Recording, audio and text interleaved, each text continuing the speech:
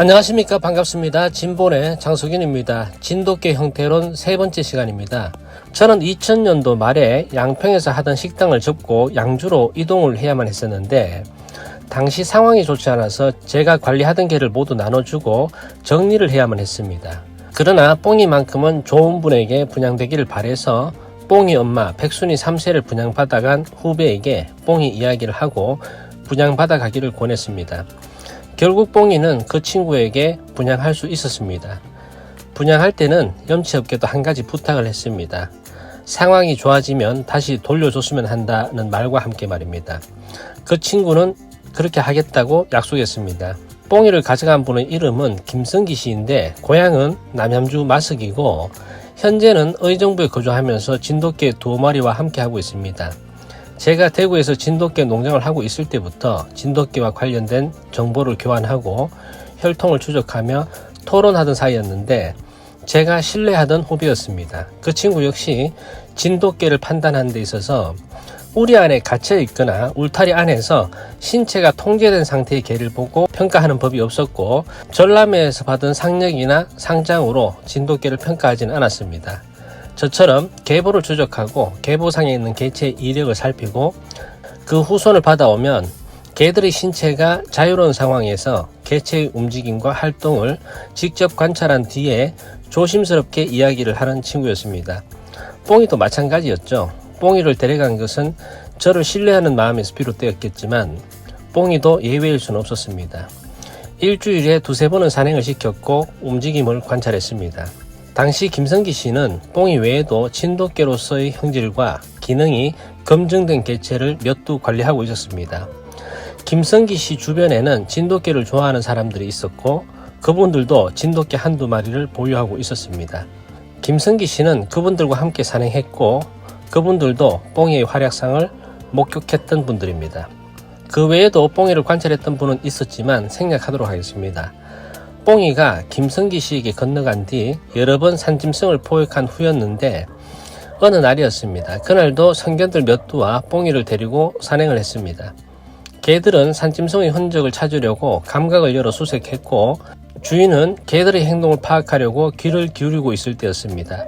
느닷없이 개들이 수색하는 곳에서 우당탕하며 꽥꽥하는 소리가 들렸고 풀숲을 박차는 소리와 나뭇가지 부러지는 소리가 났는데 개들이 일제히 후다닥 튀어오는 소리가 들렸습니다. 개를 부리고 있던 2사람은 그 소리에 긴장할 수밖에 없었고 개들은 공포에 질려 도망왔습니다. 소리가 난 곳에서는 몸집이 큰 어미돼지와 성장기에 접어든 새끼돼지가 어우러진 멧돼지 무리였습니다. 개들이 수색을 하다가 갑작스럽게 등장한 멧돼지에 놀랐고 멧돼지는 자기 영역에 허락 없이 침범한 진돗개를 공격했던 겁니다. 저는 성장한 멧돼지를 여러 번 목격한 적이 있습니다. 상대의 도발에 멧돼지가 내는 소리를 가까이서 들어보면 그 소리는 매우 위협적입니다. 그 광경을 목격한 2사람도 떼돼지를 봤던 적이 많아서 놀라지는 않았고 멧돼지를 포획할 욕심도 없었습니다. 야생에 사는 맹수도 한 끼의 식사를 위해 위험천만한 사냥을 하지 않는 것이 원칙입니다. 더욱이 멧돼지는 진돗개가 포획할 대상이 아니라고 판단했기 때문에 경험이 많은 2사람은 개를 데리고 다른 곳으로 이동하려고 개들을 불러 모았습니다. 그런데 조금 전 멧돼지에게 쫓겨 도망왔던 뽕이가 혼자서 떼돼지가 있는 쪽으로 스멀스멀 움직이기 시작했습니다. 주인은 뽕이의 행동이 무모하다 싶어서 불러 세우려고 했지만 뽕이는 주술사의 마법에 걸린 듯 주인의 부름에 응하지 않았고 멧돼지 무리가 있는 쪽으로 조금씩 다가갔습니다. 빠르지도 느리지도 않게 무심하게 멧돼지 무리가 있는 쪽으로 다다르자 잠시 발길을 멈추더니 고개를 위로 들어 코를 벌름거리면서 뭔가를 찾으려고 주변을 서성거립니다. 뽕이는 시각, 청각, 후각, 촉각 기능을 최대한 활용해서 무엇인가를 찾으려고 했던 겁니다. 갑자기 뭔가를 확인한 듯 민첩한 동작으로 멧돼지 주위를 부산하게 움직입니다.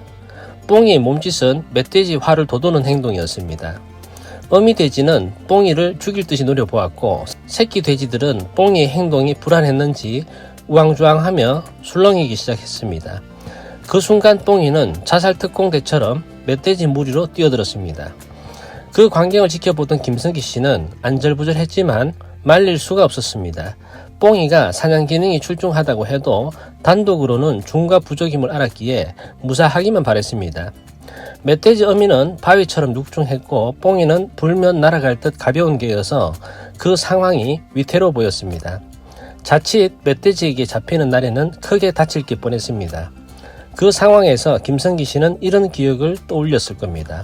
몇 해 전 김성기 씨가 보유했던 모카라는 암컷은 멧돼지의 어금니에 걸려서 허벅지가 20cm나 찢겨져 수술했던 적이 있었고, 뽕이 부견 탁수는 멧돼지 이빨에 배가 찢겨서 창자가 밖으로 튀어나온 상황에서 상처 부위를 옷으로 감싸 안고 수술을 받고 살려낸 적이 있었으며, 제가 데리고 있던 꼬백이라는 수컷이 바위만한 수컷에 공격을 당해서 배에서 피가 쏟아지는 상황을 목격한 적이 있었던 김성기 씨는 멧돼지의 무서움을 잘 알고 있었습니다. 그러나 뽕이는 주인의 걱정을 외면한 채 멧돼지 사이를 종횡무진 좌충우돌하며 무리를 교환했습니다. 어미 멧돼지는 뽕이를 공격하려고 애썼지만 큰 몸집으로 민첩하고 기민한 뽕이를 잡을 수가 없었습니다. 그런 상황 속에서 뽕이는 어린 돼지 중에서 가장 약한 놈을 공격할 속셈으로 좌우로 치고 빠지는 전술을 구사했고, 어미는 그런 뽕이를 공격하려고 애썼습니다.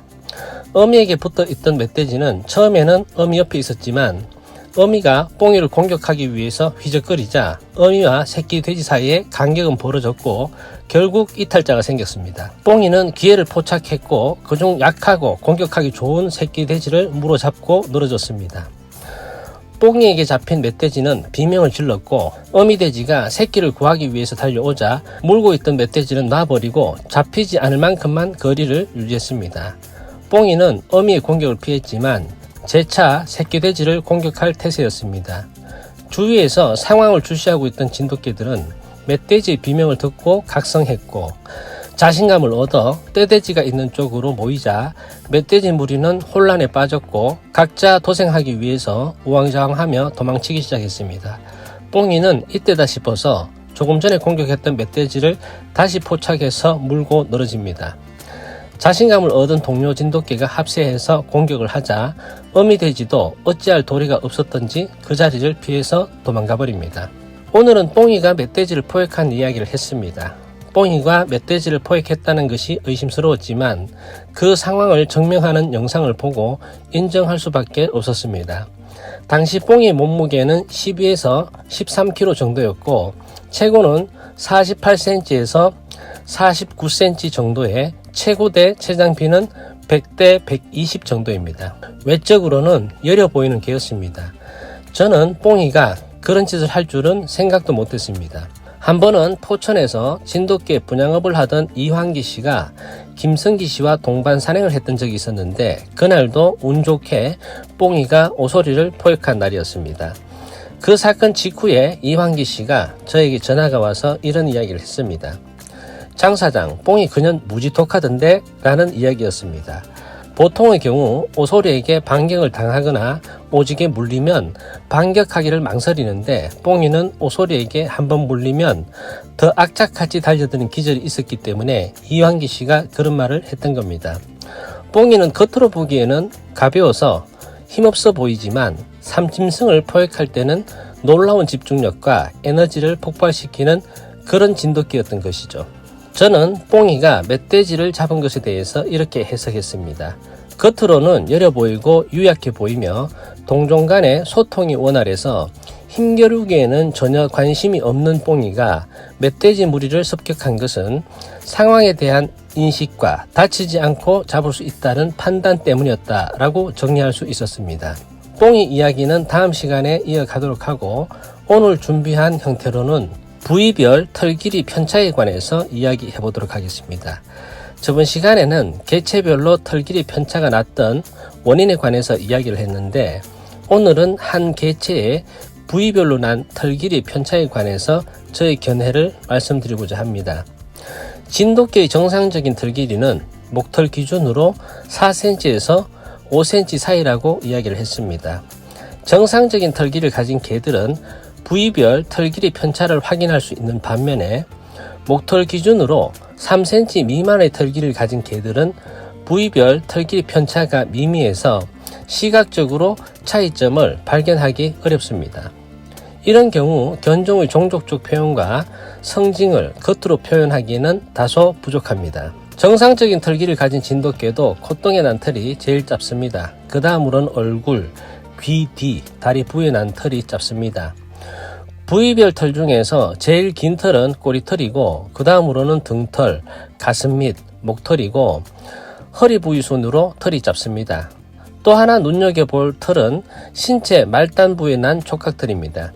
주둥이 끝, 귀 끝, 꼬리 끝, 발끝, 앞다리 오금 부위에 촉각털이 주변 털보다 조금 더 길게 몇 가닥의 촉각털이 나 있습니다. 얼굴 부위에는 주둥이 주변, 눈 위, 양볼, 아래턱, 귀끝 등에는 주변 털보다 긴 털이 나 있고 꼬리 끝에도 몇 가닥의 긴 털이 주변보다 길게 나 있으며 앞다리 오금과 발끝, 발가락 사이에도 주변 털보다 긴 털이 몇 가닥 나 있죠.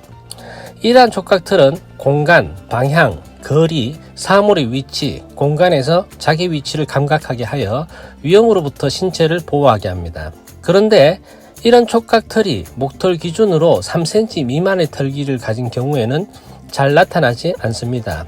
특히 개량되거나 잡종 진돗개도 잘 나타나지 않습니다. 이런 촉각털이 보이지 않는다는 것은 감각신경 혹은 감각세포의 기능이 상실되었다고 해도 과언은 아닙니다. 진돗개 관찰자의 견해로 봤을 때 매우 심각한 사항입니다. 왜냐하면 촉각털이 보이지 않는다는 것은 수천 년간 자연선택으로 프로그램되어 왔던 감각세포와 감각기관이 상실되었다는 것을 의미합니다.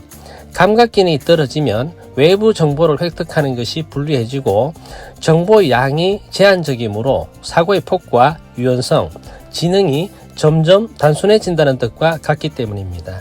이러한 원인은 독립적이며 폭넓은 사고체계를 가진 진돗개의 매력을 가감시켜서 진돗개 고유의 견종 매력을 상쇄하는 결과를 초래합니다. 최근에 레깅스 입은 진돗개가 많아지고 있습니다. 털이 극단적으로 짧아져 진돗개가 레깅스나 스타킹을 입은 것처럼 몸매가 훤하게 드러나 보이는 현상입니다. 진돗개의 털이 극단적으로 짧은 개체의 경우 공통으로 나타나는 문제점이 있습니다. 보편적으로 귓속털이 부족하거나 생식기를 보호하는 털이 사라져 중요 부위에만 빵꾸난 레깅스를 입은 것처럼 볼썽사납죠. 이런 개들이 최근 들어서 진도 경계에 나타난 이유는 진돗개의 역사성을 모르는 편협한 인간들의 이기심 때문이며 사냥만 하면 우수한 진돗개라고 생각하는 자들의 헛된 망상의 결과물입니다. 그 기능만이 진돗개의 전부인 것처럼 매몰되어 번식을 하면 형질적으로 여러 가지 것들을 포기해야 합니다. 물론 진돗개가 가진 먹이 수급의 본능과 기능은 진돗개의 가치를 평가하는 데 있어서 중요합니다. 그러나 그 이전에 동종 간의 소통의 문제, 융화의 문제가 해결되지 않는다면 건전한 무리에 포섭될 수 없으므로 수렵 기능이 출중하다고 해도 생존 가능성을 높일 수 있는 형질에는 부합하지 못하므로 반쪽짜리 개가 되는 것입니다. 또한 편협한 자들이 목적한 바에 따라서 개량되어 털이 짧아진 개들은 전반적으로 몸 전체에 난 털끝의 길이가 겉으로 보기에는 균등해지며 촉각털이 사라집니다. 이는 자연의 선택으로 갖게 된 견종 고유의 자연미 혹은 자연스러움을 상쇄하는 원인으로 지목할 수가 있습니다. 진돗개 털 길이가 부위별로 다르고 털 하나하나마다 길이나 두께가 균등하지 않아야 하는 이유는 앞서 이야기한 바와 같이 견종 고유의 표현을 고유하고 외부 정보를 감지하며 동종 간에 소통하는 기능을 담당하는 이유도 있지만 조금 다른 관점에서 보면 진돗개의 겉털은 힘이 더 강한 포식자와 힘이 더 약한 피식자에게는 발견되지 않도록 자신의 몸을 숨기고 은폐해야 하는 도구적 기능으로 작용을 합니다. 은폐하기 위해서 털 길이가 균등하지 않아야 한다는 뜻을 쉽게 설명하면 경계의 모호함 때문입니다.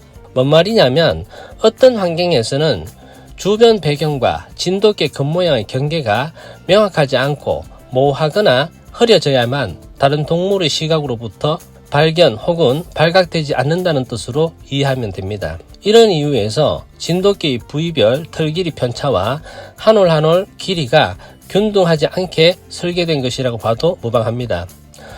아무래도 주변 배경과 경계를 흐리게 하려면 경계 부위의 털이 균등한 것보다는 불규칙하게 난 털이 유리합니다. 쉽게 설명하면 군인들이 정글에서 전투를 할 때 적군으로부터 자신을 은폐하기 위해 신체 부위나 군용 모자 위에 나뭇가지나 풀 등을 무규칙적으로 꽂고 매복하는 것과 같은 이치입니다.